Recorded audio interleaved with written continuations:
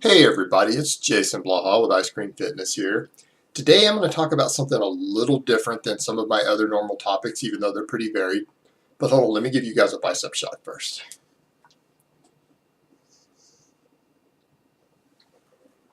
Alright, I am getting a lot of questions lately about a fairly new YouTube channel that has come out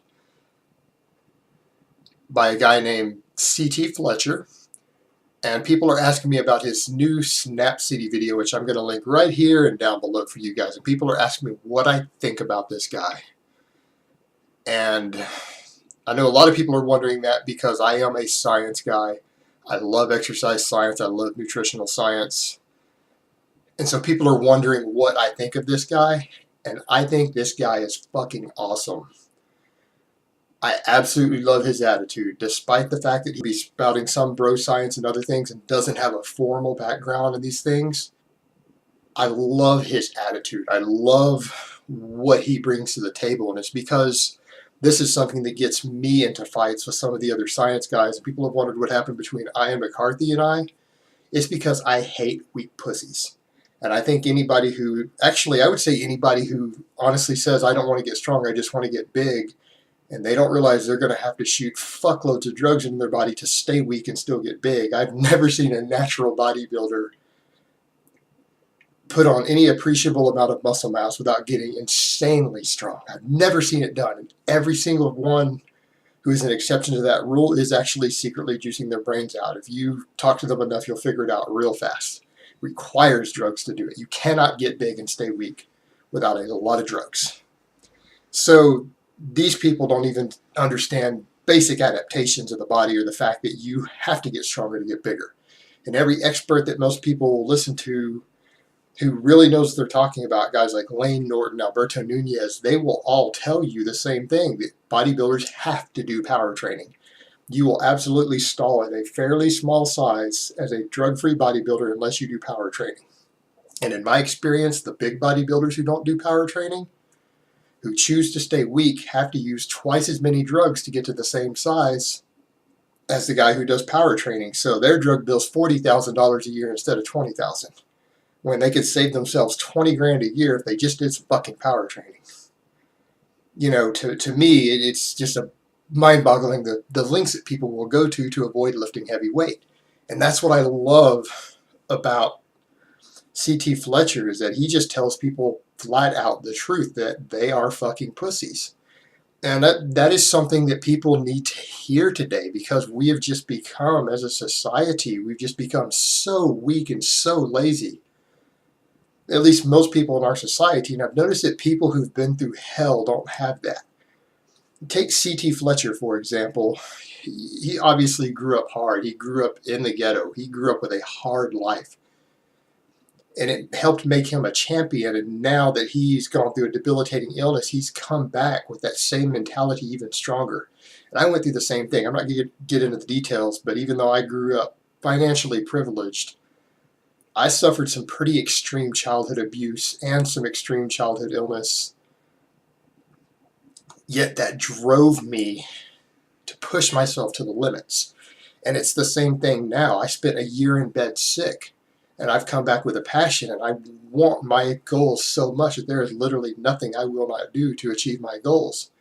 And I'm so focused on it that if right now someone were to tell me in person that I will not reach my goal of a 500-pound bench press, I would probably knock them into next week without even thinking about it before I even realized what I was doing, just because I want my goal that bad and it would piss me off that much. And then, assuming I'm not in prison for it, I would probably think about smashing that person's face in every time I train for the next month as motivation to add 5 more pounds to the bar.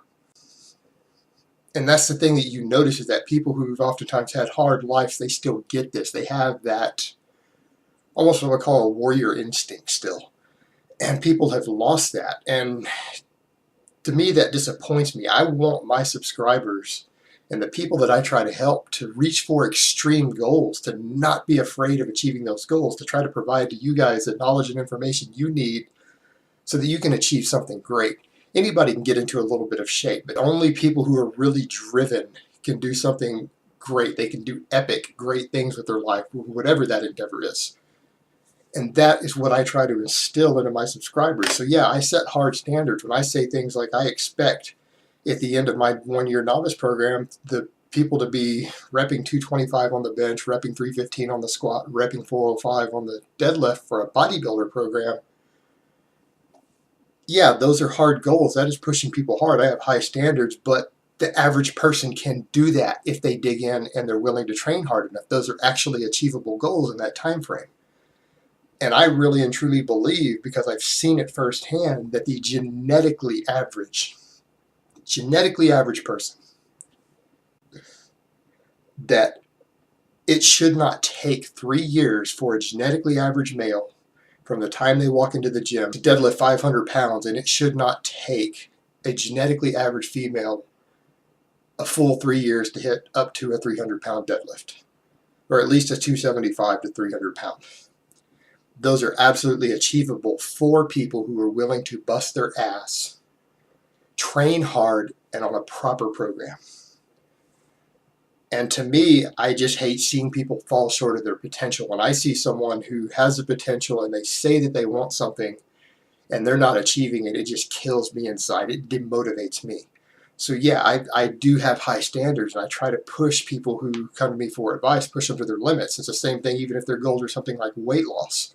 Someone tells me I'm 320 pounds and struggling to lose weight. I look at that person and I tell them that they can get down to 160 pounds. They can lose 50% of their body weight if they want it bad enough. That I believe in them because I've seen it done. It can be done. That average people can achieve exceptional things if they want it bad enough, and if they lose that fear and they're willing to do the work. And all of that being said, I think CT Fletcher takes almost what I'm saying with some of that kind of to the next level, and he's hard and in your face about it. But I really like what this guy brings to the table. I think that he's going to have a very positive influence on the YouTube fitness community. So I really kind of want to see where this guy goes with his channel.